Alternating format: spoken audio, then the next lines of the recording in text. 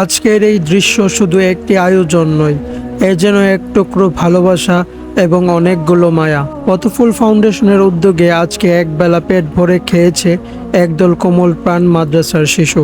একই সাথে রেল স্টেশনের সুবিধা বঞ্চিত ছোট্ট প্রাণগুলোকেও খাবার পরিবেশন করা হয়েছে, যাদের হাসিই আমাদের আজকের পুরস্কার। রাসূল করিম সাল্লাল্লাহু আলাইহি ওয়া আলিহি ওয়াসাল্লাম এরশাদ করেছেন, যে ব্যক্তি ক্ষুধার্ত মানুষকে আহার করায়, আল্লাহ তাআলা কিয়ামতের দিন তাকে জান্নাতে প্রবেশ করাবেন।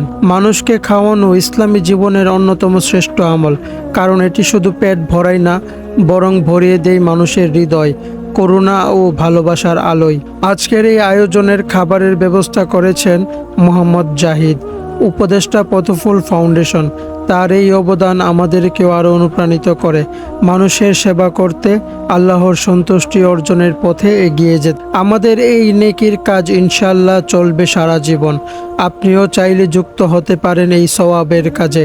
নিজ নিজ অবস্থান থেকে একবেলা খাবার দিন সুবিধাবঞ্চিত ও মাদ্রাসার কোমল প্রাণ শিশুদের। হয়তো এটিই হবে আপনার জান্নাতের সেতু।